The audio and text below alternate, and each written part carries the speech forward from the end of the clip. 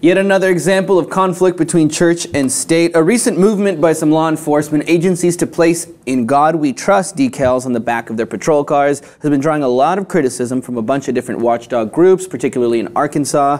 Now, one is called Freedom from Religion Group. All right, now get this, 23,000 people.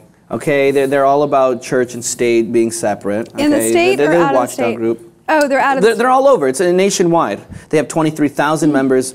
So probably not surprising to a lot of people, only 120 in Arkansas, but whatever. They say that these decals actually send this message that the U.S. has this We're not going to help you theocratic police force. No, honestly, that you know, we will serve and protect you if you're a believer, but maybe less so if you're not a believer. I mean, that's just what they say. I mean, they say that this is an ongoing trend that's going on in the South, and they say they want to stop it before it gets out of hand.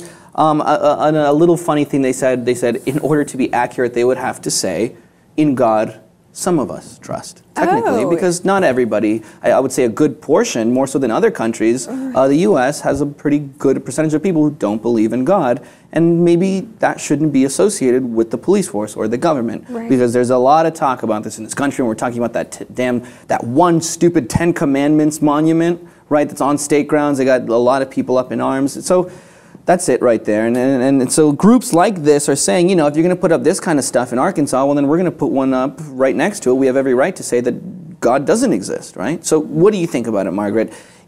Are they being too sensitive?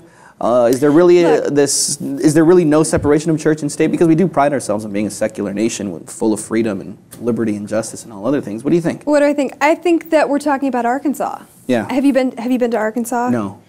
It's very how shall I put this? Actually, let me switch that up, because Arkansas, it is fantastic people are there, for sure. Very deeply seated, multi-decade, you know, going back to whenever Arkansas was founded, this is probably in their belief system. So granted, it does annoy people. It's understandable. It's not legal, because there is that legality issue of the separation of church and state. And I'm surprised that the ACLU hasn't come out and done something about this. I mean, look, this isn't something new. It's all over our coins. It's all over our dollar bills. It's our state. You've got the 10 Commandments hanging up in the U.S. Capitol, I believe. Exactly. It's our nation's motto, thanks to Eisenhower in the 50s. I mean, this is literally our motto. It's on all of our money. So, I mean, again, this isn't something new. But now a lot of people are coming out and saying, do we want this on our police cars? Do we want this on our fire trucks? Does God really have anything to do with fighting crime? Our local municipalities and Right, and this group is saying they wanna press charges, but it's actually difficult in these states to find one damn judge who's gonna want to help them out. That's what I'm trying to say to you. All We're right, talking about people that this is handed down, you know, multi-generation. It's not something that changes overnight. But it's on our money. It's everywhere. It's on our money. Well, we want to know what you guys believe. What do you trust in? What do you not trust in? I mean, honestly, do you think it's that ridiculous that this group can't find one judge in one of these states that is willing to help them out and be associated with a trial like this? I think that in itself speaks volumes. But aside from that, more importantly, do you think, to get to the point, that it should say, "In God We Trust," on police cars? Does that discriminate? Does that make it seem like people who don't believe in God are being left out, that they're not part of the community? Because the government, the police, they're there to represent and protect the people. And if you're saying that, you know, in God we trust, you're kind of talking about a certain type of people